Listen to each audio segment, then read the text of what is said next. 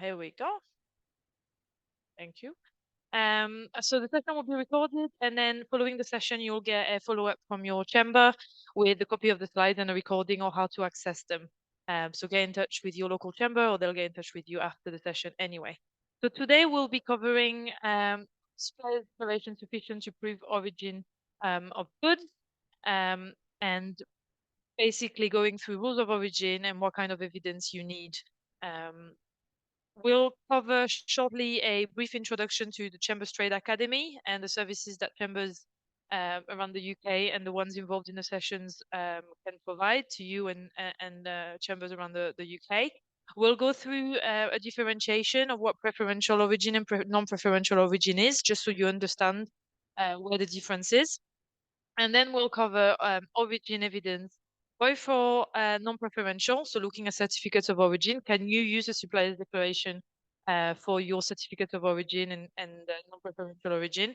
And then in the fourth session, we'll go through evidence for preferential origin. So whether you can use a supplier's declaration, and if you do, is it enough? So what else might you need for preferential origin? And then I'll go through some of the upcoming sessions coming up, and we'll have a Q&A session. So if you have any questions that haven't been answered in the presentation, feel free to use the chat. Some of our colleagues are here and can answer some of your questions on the chat, but we'll also have some time at the end to answer some questions. It's quite a short session today. There'll be an overview of rules of origin and evidence that you require. If you need something more in-depth, obviously get in touch with your chamber to look at training courses and so on.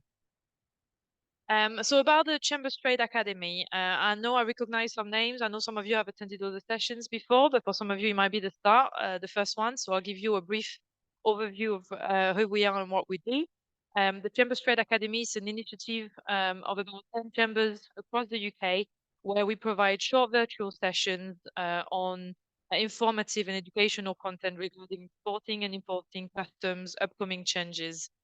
So in the past, we've done sessions on export control, preparing for customs audits. We've talked about the Windsor Agreement. So we try to cover a range of different topics that are of interest to our members and companies around the UK. I'll go through some of the upcoming sessions at the end of the presentation this morning. So if you want to book on those, you can get in touch with your chamber and get the details to log on. Together, we represent over 15,000 businesses of all sizes and sectors.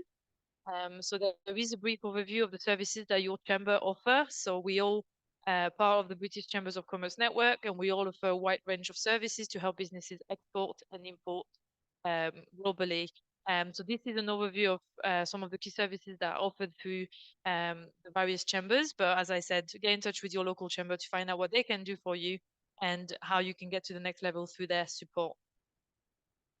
So for the start of the presentation, I'll hand over to my colleague, Kathy, who's our International Operations and Quality Manager, and I'll come back a bit later this morning. Okay, Catherine, over to you. Thank you, Pauline. Good afternoon, everybody. Preferential and non-preferential trade, proof of origin. It's required in international trade exports to verify country of origin for goods. This information is crucial for determining import duties, compliance with regulations and trade agreements. So let's have a look. There's two types of proof of origin. You've got your preferential and non-preferential. So if we just look at each one individually, preferential is to determine eligibility for special treatment under agreements such as the EU-UK Trade and Cooperation Agreement, the Free Trade Agreement, and the Developing Countries Trading Scheme. Proof of origin in those cases, things like EUR1 movement certificates, origin declarations, importer's knowledge, and Form A. But we'll go more in detail for preference proof of origin later in the webinar. And the non-preferential proof of origin, in the absence of any trade agreements to determine the origin for various purposes, for example, to comply with the World Trade Organization terms like the most favored nation treatment used for customs duties, anti-dumping measures or trade embargoes. And those proof of origins could be the UK certificates of origin and the Arab certificates of origin. To determine the origin of your products, if you're not the manufacturer, then you'll need to hold evidence in your files, should these be requested by HMRC, or your preference document for your preference documents, or chambers to back up your certificate of origin applications.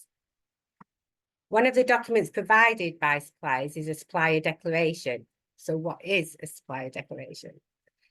These are where your UK supplier provides you with information needed to prove the origin of your goods for preferential rates of duty between the UK and other countries. So what's included in supplier declarations? You put the next slide on. So your supplier declarations have wording on them.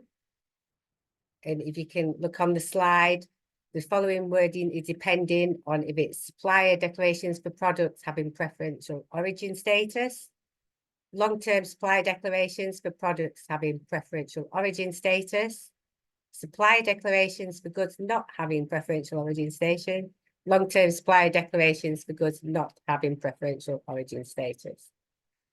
Now, it's really, really important that you have accurate declarations.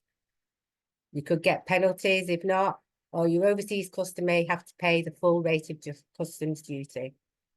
Other things to consider is any declarations produced electronically do not need to be consigned, so long as responsible official and supplying company is clearly identified.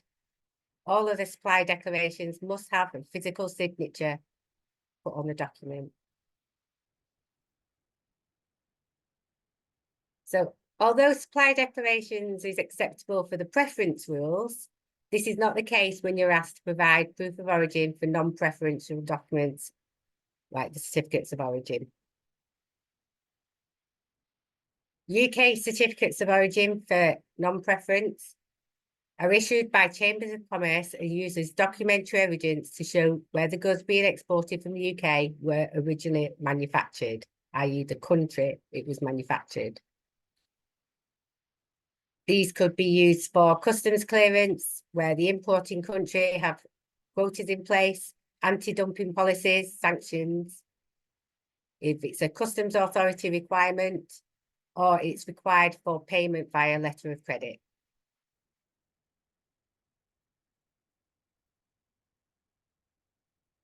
When you apply for certificates of origin with the Chamber, we apply a more robust process when we're verifying the accuracy of the origin on your certificate of origin.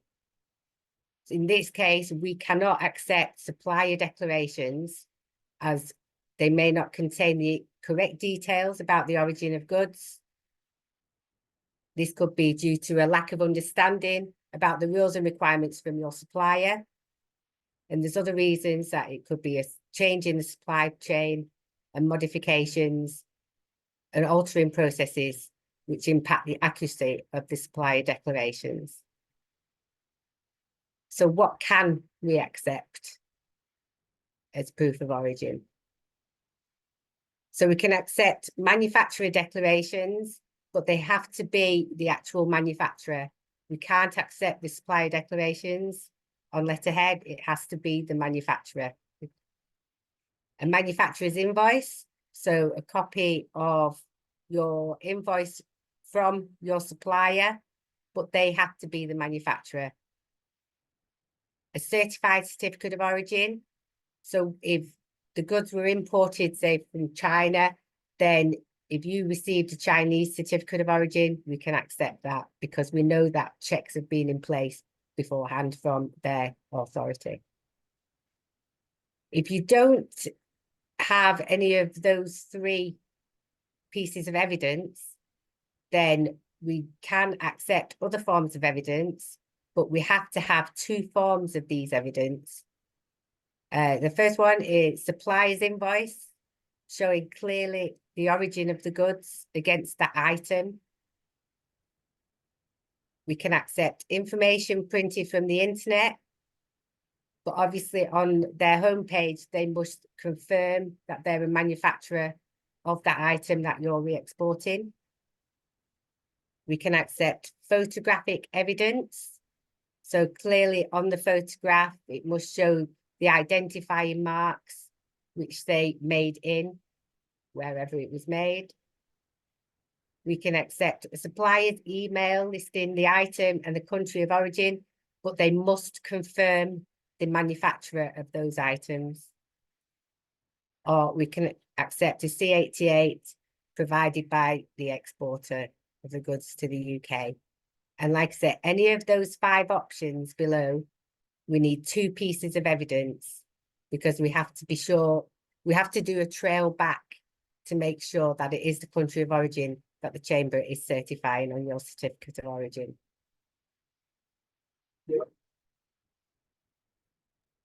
Okay, thank you, Catherine.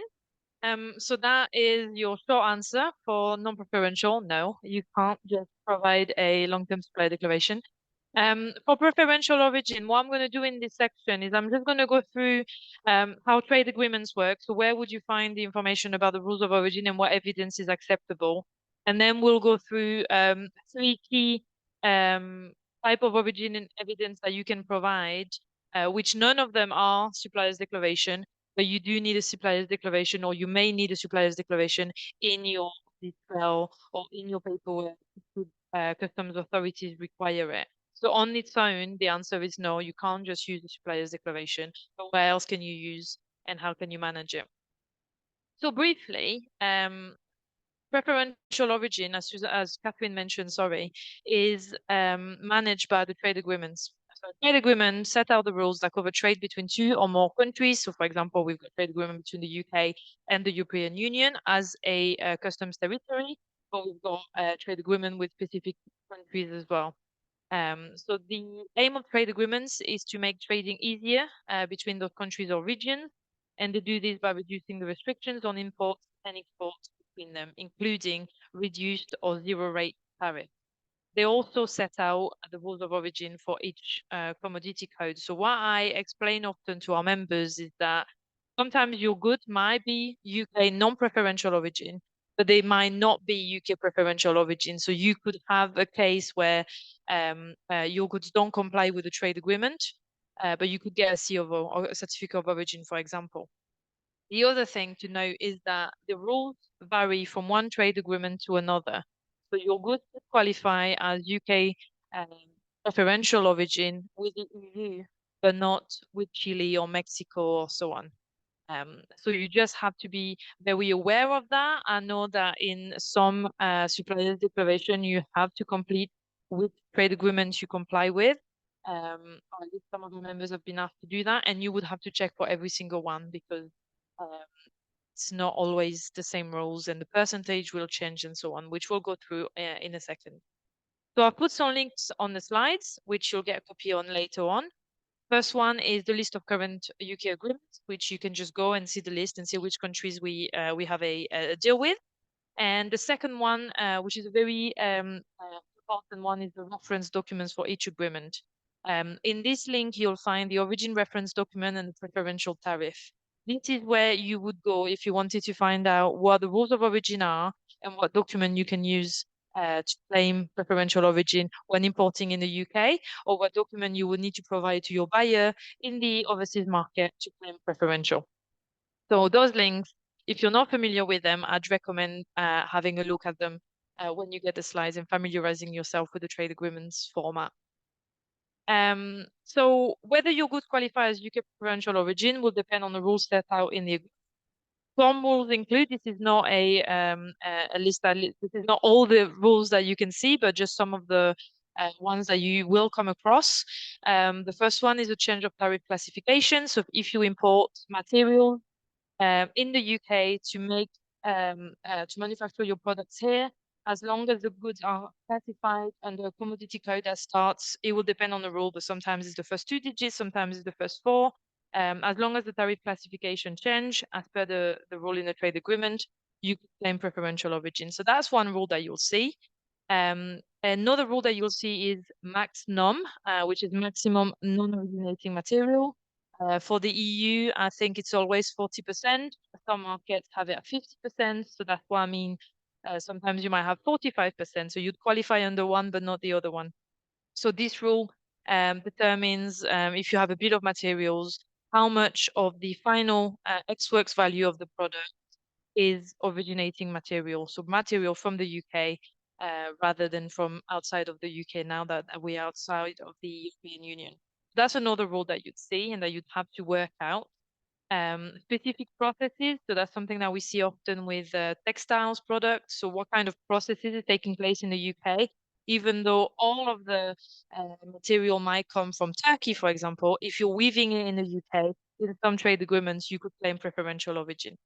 And then you've got rules like the RVP rule, which is the regional value content, which you see in a trade agreement with Australia. We had a lot of questions on that one when the trade agreement was launched.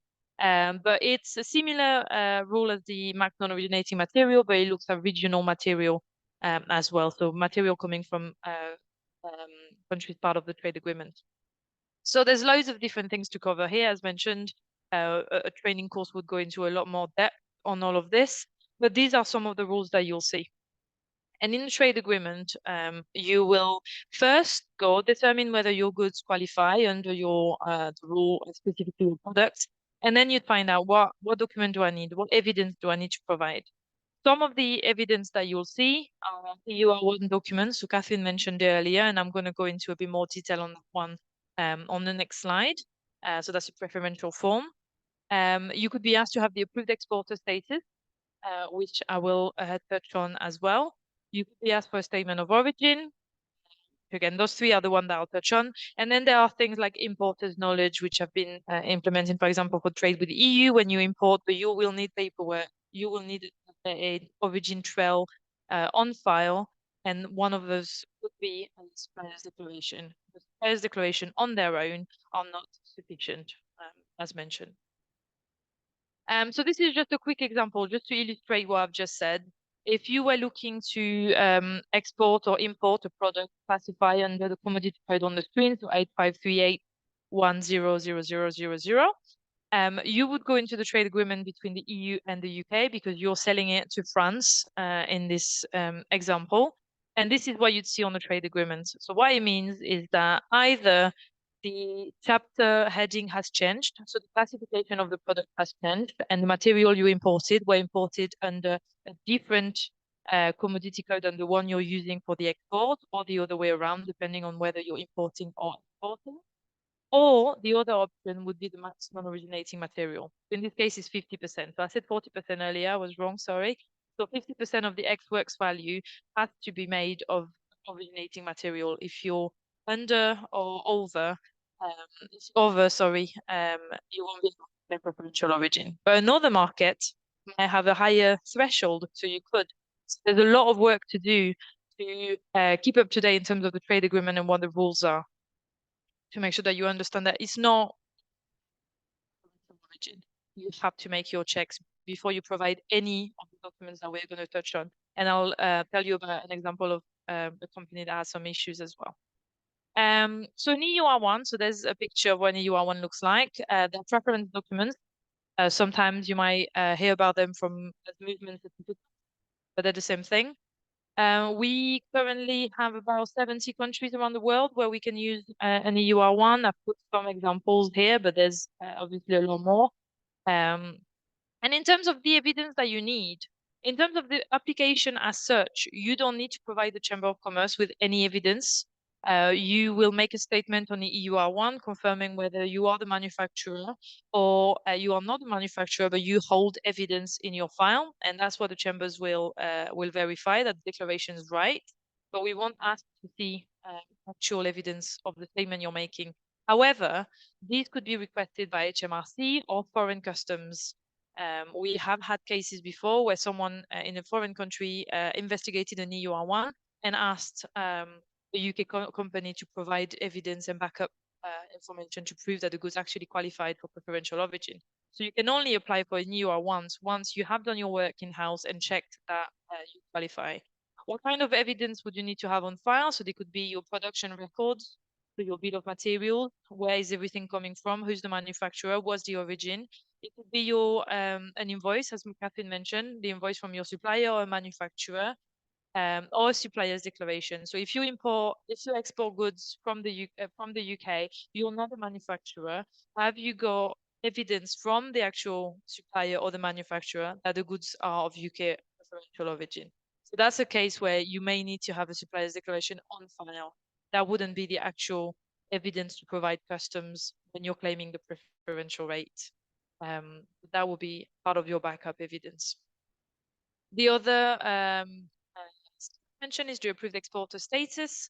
So the approved exporter status, so you must be authorized by HMRC to be an approved exporter, and that means that you are entitled to self-declare the preferential origin of your product.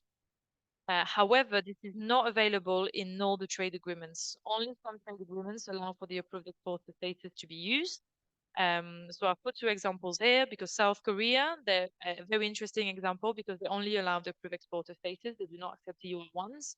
So you do have to have approved exporter to be able to provide a declaration to your buyer in South Korea to get an invoice declaration if the shipment is over 6,000 euros, 5,200 pounds.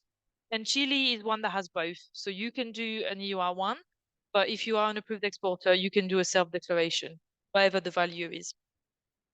So that's what I mentioned underneath. So some agreements will allow an invoice declaration for shipments up to a certain value. And if it's higher, you need to be an approved exporter. So again, it's not always available and you need to check the trade agreement. The application for the approved exporter status, I've put a link here. The form itself is pretty straightforward. But you do need to provide a lot of information. The authorization that you get will be specific to the country of destination. So you'll need to tell HMRC which country you're looking to use the approved exporter status with. You'll need to provide information about the commodity code, and then you'll need to provide information about which rule of origin you're using and what kind of evidence have you got.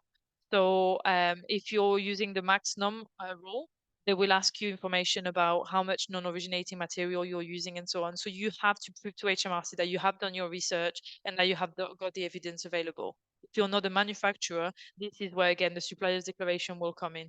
Have you got it? Is it correct? Is the wording correct? And so on.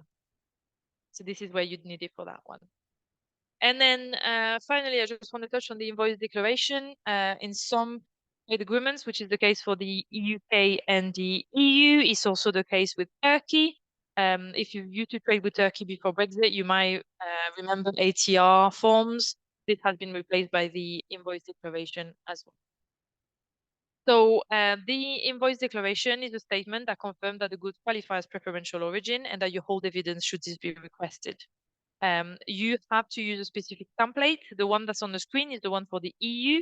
Again, if you're not trading with the EU, check what the template is in the other trade agreement. They're going to be pretty similar, but it's very important that the actual agreement is, the actual template is used.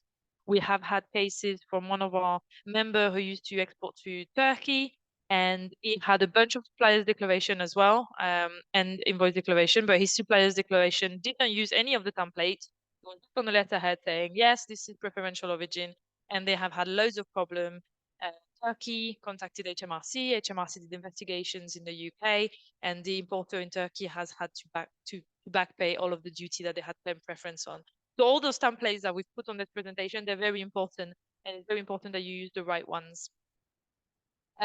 So again, here you're just saying the goods are preferential origin, but you need to have backup information. You need to have backup evidence, including a supplier's declaration if you're not the manufacturer. If you are the manufacturer, you need to have all of the rest available. Have you got a bill of materials, etc., etc. We had, again, a member that used to send goods with the statement on it just because they thought that's what you do. You just put the statement and see what happens. And what happened is that they got a slap on the wrist by HMRC because the investigation was made and they actually don't qualify as preferential origin. So all those links we sent are very important that you understand the rules, you understand where to find the information, because that's where you'll get the details of what you need to have in files and so on. So again, that was the long answer. The short answer is yes, you can have a supplier's declaration in your file as part of your evidence of origin, but it can't be the only thing you have. You need to have a special document and you need to make sure that everything comply with the requirements of each individual trade agreement. As some of them will ask you one thing and the other one will ask you something else. So as mentioned, this is very quick. We've got only 30 minutes including questions, and I know we've already spoke a lot. So if you have any questions, please let us know. And as mentioned, you'll get a copy of the slides and the recordings. And each chamber deliver rules of origin courses that are a lot more in depth than that. So if you need that extra help, get in touch with your chamber on that. So is there any questions, Susanna, in the chat? Yes, while we're waiting for anyone to share their questions, we have a survey on the screen. If you can just take a couple of minutes to answer it. It's about your experience trading with the EU since Brexit and the last few years, and also some feedback on the session. So let us know how you found it. But if there's any question, we can take it now. Anything in the chat? Only one, which was from Isabel, but I think it's already been answered, but I'm gonna ask her anyway. So it says the 50% rule refers to oh, sorry, that's the answer. Does the 50% rule include added value in the production, or is it just originating parts value? It includes production labor. I actually have a Isabella. We know each other, so I'll send you a quick email afterwards. I have a little tool that can help you work it out as well. So that kind of information needs to be included, but it does include production and labor, profit, and all that. Yeah. We have another question. So sometimes we buy from third parties and that manufacturer doesn't exist anymore. What to do? The third party, do you mean the supplier? So the supplier should have information about the origin. Kate, can you expand on your question? Or comment in the audio? UK supplier.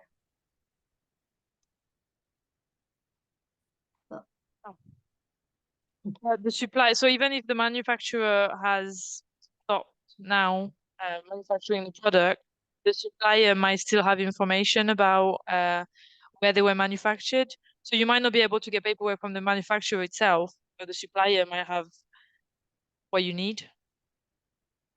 It says they sometimes only provide a declaration.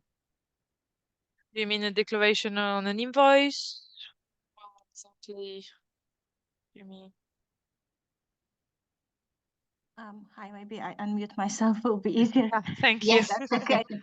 Yeah, sometimes they provide only supplier declaration that, for example, that liquid was purchased from such and such distillery, which doesn't exist anymore, and they're very reluctant to provide an invoice because obviously that has the value that they've purchased the liquid from. So yeah, just Well, are they saying it's manufactured in the UK, but that they can't provide you with invoice? Is that right? well, we for example buy from UK supplier, but the goods come from abroad, from okay. from manufacturer that doesn't exist anymore. So sometimes we're struggling really to find some backup. If they don't want to share the information with you, if it's something to do with the certificate of origin and they don't want to share the information with you, they can share it with your chamber confidentially. Catherine, is that right? Yeah, if you buy it from a third party and they don't want you to know any of the details where they got it from, then they can send the information direct to the chamber. It's confidential. So So still that stands. So still supplier declaration won't be enough, but No. based on that they can provide some backup directly to chamber. Yes. Yes, they can. Yes. Yeah. Okay. Fine. We'll yeah. Well, I mean every situation, every invoice is different. Every purchase is different. So yeah, we'll just take it on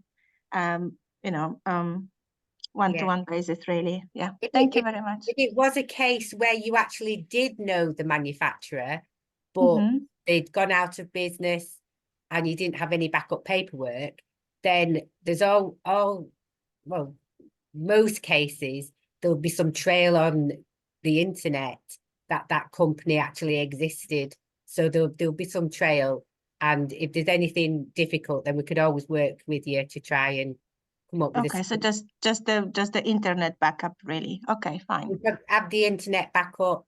We'd just do some investigations with you until we could find something that would satisfy backup Yeah, process. okay. Okay, great. Thank you. Thanks, Kate. We have another one. It's a quite long question.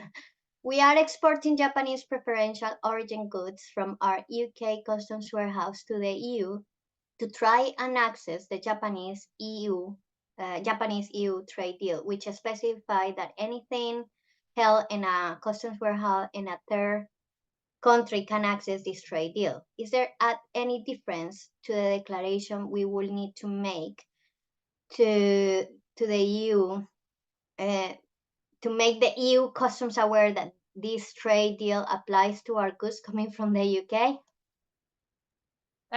Kerry, are you the Kerry? I think you are. I think yeah, we can have a chat about this as well. I think if you're the Kerry, I think you are with Kirsty online. I saw Kirsty online. Yeah, so we would do the declaration.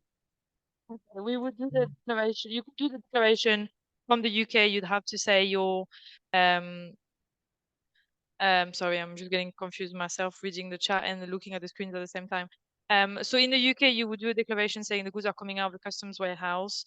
And in the EU, yes, you would need to do something specific. I'd have to look into it. Or if you're not a carrier, I think you are, you'd need to contact your local chamber for some additional advice there. But you're definitely right that if it's in a customs warehouse, the goods keep their preferential status.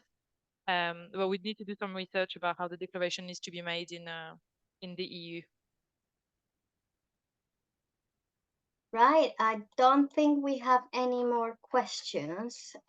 So I think on that note, thank you for those who have kindly completed the feedback. I cannot tell you how important completing this can help all the chambers network to lobby and influence future policy and business support for your business.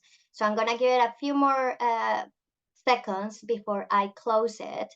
But as I said, we said earlier, the recordings and slides will be made available through your local chamber, and take a look at what we have coming up. And I'll let 25th next week, going on the 8th on the business opportunities for British companies. 29th, we're gonna touch on the common user charges and the latest bottom updates. And then on the 15th of May, trading with Egypt. So make sure that you do register with your local chamber. Just visit their events calendar, and hopefully we shall see some of you there. So that's it. Thank you so much. And until next time.